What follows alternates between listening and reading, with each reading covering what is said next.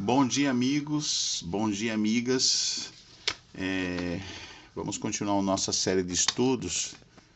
Jesus, o restaurador de vidas, né? Que é a nossa série de estudos. Jesus, o restaurador de vidas, né? Da Bíblia missionária, a Bíblia missionária dos Calebes 2022, tá?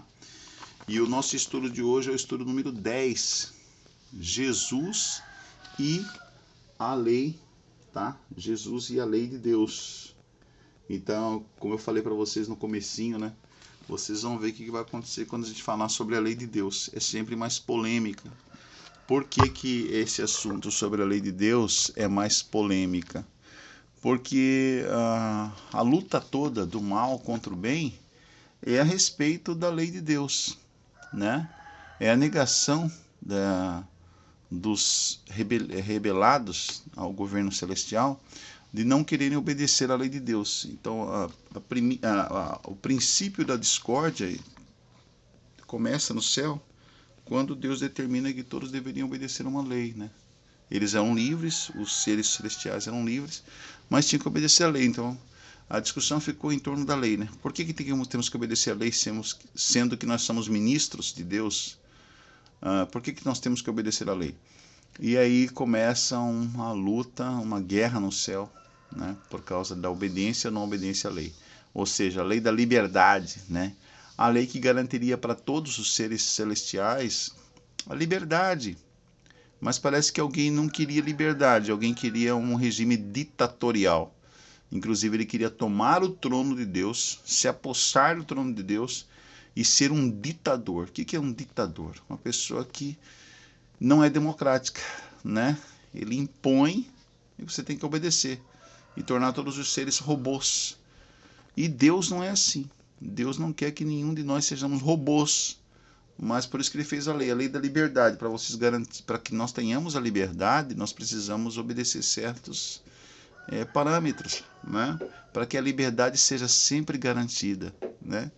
E para que a felicidade e a harmonia seja sempre garantida. Eu vou desligar a televisão aqui, vou parar um pouquinho o vídeo, porque eu falei para vocês que ia ter problema, né? A televisão tá ligada ali, ia ter problema. Então, já tá começando, tá bom? Vocês vão ver que é verdade o que eu tô falando para vocês. Então, problema resolvido, né? Desliguei a TV, não tem desculpa, vamos fazer uma oração. Querido Deus, querido Pai, obrigado, Senhor, pelo privilégio ainda de nós gozarmos de liberdade, garantida pela lei da liberdade, para estudarmos a Tua palavra ainda. Sabemos que em breve no mundo será colocada uma lei ditatorial, um ditador que irá governar todo o planeta, o anticristo, né? E aí nossas liberdades serão tomadas porque o anticristo vai determinar o que deve e o que não deve acontecer e querer mandar nas pessoas como se elas fossem robozinhos do mundo todo. Então pedimos, Senhor, que o Senhor possa interceder por nós, nos salvar, nos garantir nesse tempo de provas, né? E que nós aprendamos hoje a valorizar a liberdade que ainda gozamos no nosso país. E que nós sabemos que em breve o mundo todo perderá, antes da vinda de Cristo.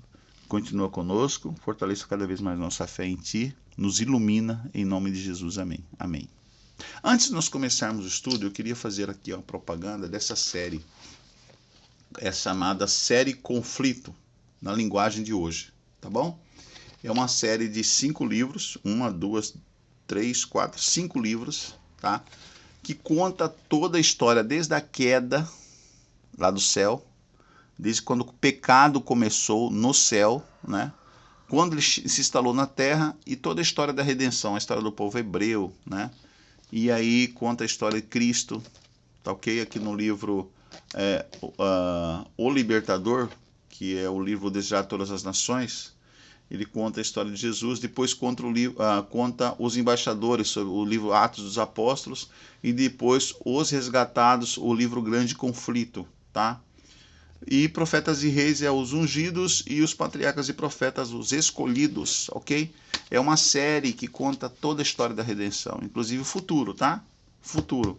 no grande conflito, conta o que vai acontecer no futuro, o que está acontecendo atualmente no mundo, o que vai acontecer no futuro e depois no futuro eterno, o que vai acontecer no futuro eterno, segundo a palavra de Deus, tá? É uma série de livros escritos pela autora norte-americana, que ela já é falecida, mas ela deixou exatamente tudo que ela falou aconteceu, está acontecendo. O nome dela é Ellen G. White, ou Ellen Good White, tá? Esposa do famoso Tiago White, um dos fundadores da Igreja Adventista do Sétimo Dia. Ela é uma cofundadora também, ela é uma cofundadora da Igreja Adventista do Sétimo Dia.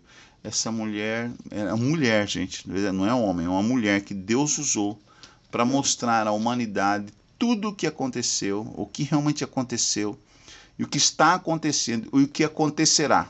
Incrível como ela falou coisas que ela escreveu há mais de 100 anos atrás, e aconteceu exatamente como ela falou. Então, se isso aqui não é profetiza, é o que então? Então eu quero perguntar para as pessoas que chamam a Igreja Adventista, porque tem alguns supostos teólogos aí, que eles chamam a Igreja Adventista de seita.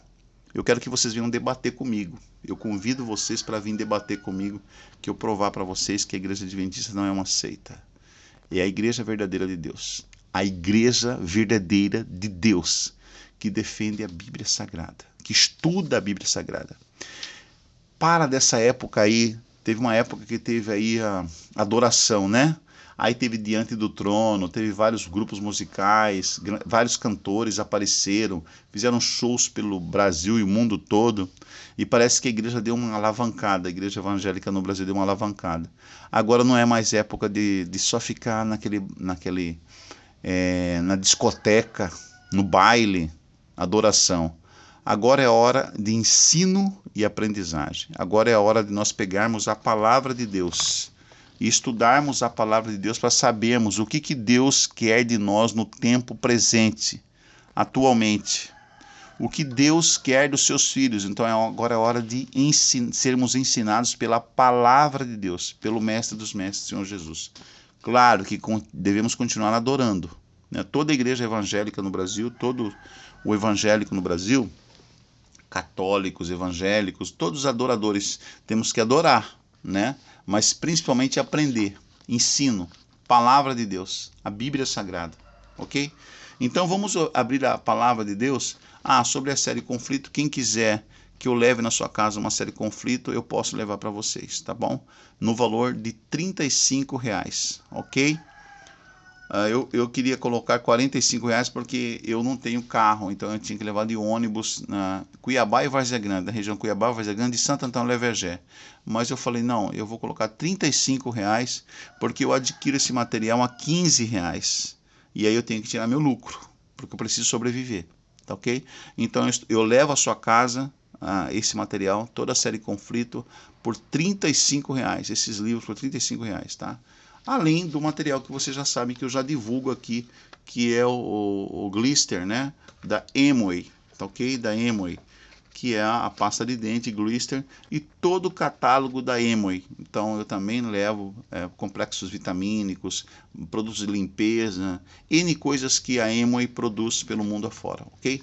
Então me chama aí vai estar o WhatsApp aqui nas descrições, e aí eu posso levar na sua casa. Eu, pessoalmente, vou levar na sua casa esses produtos que você me encomendar aqui através do Conectado 7, ok? Vamos ao estudo de hoje, então, na Bíblia Missionária, a Lei de Deus, Jesus e a Lei de Deus. É o estudo de hoje, Jesus e a Lei de Deus. Comecemos, então. Bem, vamos começar com São Mateus, capítulo 7, 24 a 27. Aqui nos relata uma história muito interessante sobre o que Jesus, ele mesmo fala sobre a lei, tá? Porque muitos aí, erroneamente, enganados por Satanás, dizem que a lei de Deus ela fora abolida na cruz. Uma compreensão teológica completamente distorcida da realidade, dizendo que a lei de Deus foi abolida por Cristo. Será que Jesus agora ordenou você adulterar, a matar, a roubar, a desonrar o seu pai e sua mãe, a ser idólatra, a adorar imagens, a ter outro dia de guarda que não seja o dia de Deus, né? A ter outro Deus no lugar de Deus, quer dizer, você pisar sobre a lei de Deus? É isso que Jesus ordenou? Vamos ver. Vamos saber a verdade dita pela palavra de Deus, pela própria boca do próprio Deus, a própria boca do Senhor Jesus. São Mateus, capítulo 7, no verso 24 e 27, ok? São Mateus 7, 24 e 27. O que diz aí? São Mateus 7, 24 e 27. Diz assim a palavra de Deus.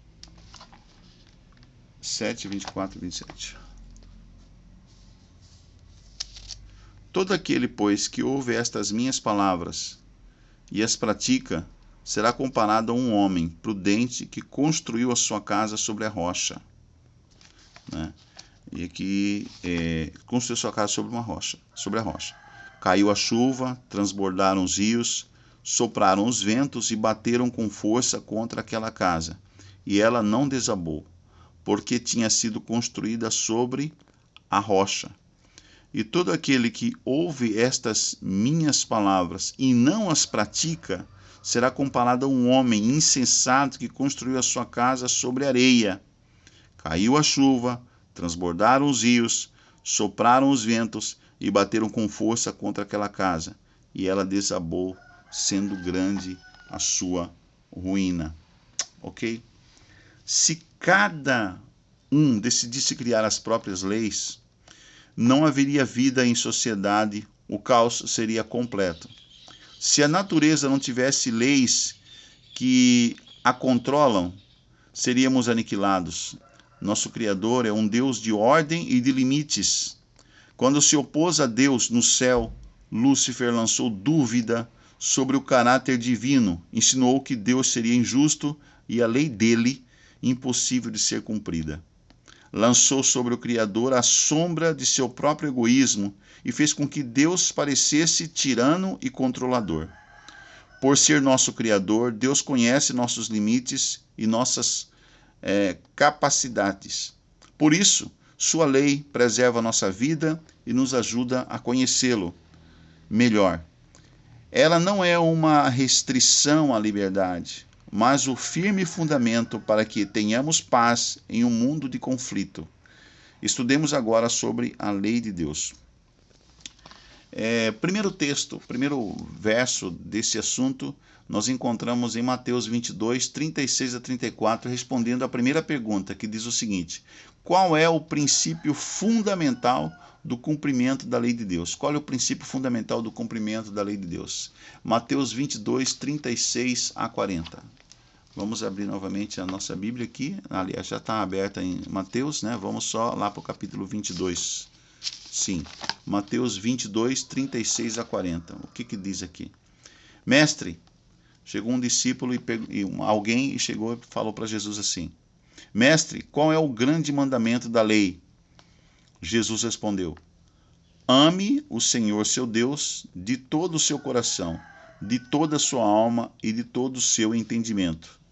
Este é o grande e primeiro mandamento. E o segundo semelhante a este é: ame o seu próximo como você ama a si mesmo. Destes dois mandamentos dependem toda a lei e os profetas. Então, qual é o princípio fundamental do cumprimento da lei de Deus? O princípio é o quê? É amar a Deus e ao próximo como a si mesmo. Quer dizer, o princípio da lei de Deus, da lei da liberdade, é o amor, né? Amar a Deus sobre todas as coisas e amar ao próximo como a si mesmo. Esse é o princípio da lei de Deus, dos 10 mandamentos. Esse é o princípio, tá ok? Agora, como posso permanecer no amor de Deus? Tá, eu tenho que agora amar, mas como é que eu vou permanecer nesse amor? Vamos lá em João 15, 10. São João, capítulo 15, no verso 10. Então, veja, o inimigo, na verdade, quer acabar com o amor, né? Que é o princípio da lei de Deus. 15, 10. São João 15, 10. Tá aqui. 15, 10. O que diz? Se vocês guardarem os meus mandamentos, Jesus falando, tá? Se vocês guardarem os meus mandamentos, permanecerão no meu amor, assim como também eu tenho guardado os mandamentos de meu Pai e no seu amor permaneço. Então, o principal exemplo para nós sobre guardar mandamentos é Jesus. Tá? Ele falou que nós deveríamos seguir o exemplo dele. Então, como posso permanecer no amor de Deus? Guardando os mandamentos. Simples. Você quer viver uma vida santa como Jesus viveu? Quer ter uma vida de sucesso como Jesus teve? Sucesso espiritual? Guarda a lei de Deus, como Jesus fez. Entendeu? Então, por que muitas pessoas estão infelizes, deprimidas, não conseguem vencer? E mesmo na igreja, gente vivendo uma um falso cristianismo dentro da igreja. Porque não segue a orientação de Deus, não segue a palavra de Deus. Elas não amam, elas não guardam os mandamentos. Elas querem estar na igreja, mas querem estar adulterando, fornicando, jovens fornicando, idolatrando. Tem gente que vai para a igreja para ter carro, para ter uma vida melhor, quer dizer, idolatra o consumismo, idolatra o capitalismo. Né? Porque lá só tem gente fina, chique, né? Gente que tem um padrão de vida alto, então eu vou para a igreja porque eu me associar a esse tipo de pessoas. Então, elas estão indo para a igreja, elas estão indo para o evangelho não pelo motivo verdadeiro, elas estão indo por bens materiais, né? Não é por amor. Não é por amor à lei de Deus, não é por amor ao próximo, não é por amor a Deus. É por outros motivos. Então nós temos que ter muito cuidado com esse negócio de ser crente, mas um crente que, por exemplo, passa perto do mendigo e torna ele invisível, não consegue ver o mendigo, não consegue ver o irmão que está desempregado na igreja para ajudar o irmão. Né? Não consegue viver em paz com as pessoas, porque querem criar grupos de WhatsApp onde ele determina o que deve ser e o que não deve ser naquele grupo. E aí expulsa o irmão porque o irmão postou um vídeo lá que, segundo o padrão dele, não é o padrão da classe social que a pessoa vive, que as pessoas que estão naquele grupo vivem. Quer dizer, discriminação. Quer dizer, cadê o princípio do amor ao próximo? Cadê o princípio do amor a Deus? Então tudo caiu por terra, né? É preferível não entrar nesses grupos ou sair desses grupos, mesmo que seja de igreja, entendeu? Que massacra pessoas, massacra irmãos, quer dizer, é preferível você viver só do que mal acompanhado, certo? Então, como posso permanecer no amor de Deus? Guardando os mandamentos, segundo o que diz João 15:10, que Jesus falou.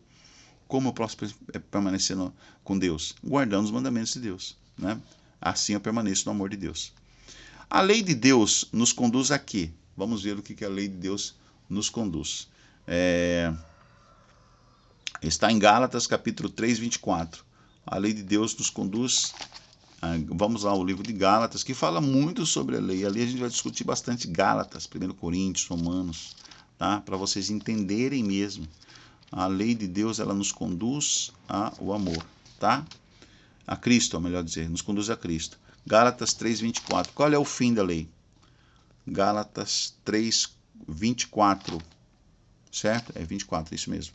De maneira que a lei se tornou nosso guardião para nos conduzir a quem? Conduzir a Cristo, a fim de que fôssemos justificados pela fé. Pela fé em quem? Pela fé em Cristo. Então a lei é um condutor que nos conduz a Cristo. O apóstolo Paulo deixa isso bem claro aqui em Gálatas capítulo 3, verso 24. A lei é um guardião que nos conduz a Cristo, tá? Então a lei de Deus nos conduz a Cristo. O que Jesus disse para aqueles que o amam? Está em João 14. Agora chegando em Jesus, agora chegamos a Cristo, porque a lei nos conduziu a ele. Agora chegando em Jesus, Jesus disse o quê? 14, 15. Vamos lá. Voltemos a João, capítulo 14, verso 15. O que Jesus disse aos seus seguidores? Se vocês me amam, guardarão os meus mandamentos. Então nós não teremos só Jesus como Salvador, mas também como Senhor. Vamos obedecer aos seus mandamentos, a sua lei, a sua sagrada, santíssima lei, que ele deu para Moisés lá no Monte Sinai. Lembra que ele desceu com as tábuas, escreveu com o próprio dedo dele. Jesus escreveu com o próprio dedo dele, entregou para Moisés e falou: dita isso para o povo, para que o povo viva em amor entre si, entre amor a mim, amor a Deus e amor entre um com os outros. Não adulterando, não matando, não alimentando ódio, não roubando, né, não dizendo falso testemunho, quer dizer, não mentindo, né, para incriminar outra pessoa, não alimentando inveja, ciúme, né, que ele quer dizer, honrando o pai e a mãe, né, me amando, ou seja, guardando o meu dia para ter um relacionamento comigo por uma vez por semana, né, não tendo outros deuses diante de mim, não chamando o meu santo nome em vão, né, tudo isso Deus entregou nos 10 mandamentos. Então, quando Cristo chega e fala, né, olha, se vocês me amam, vocês o quê?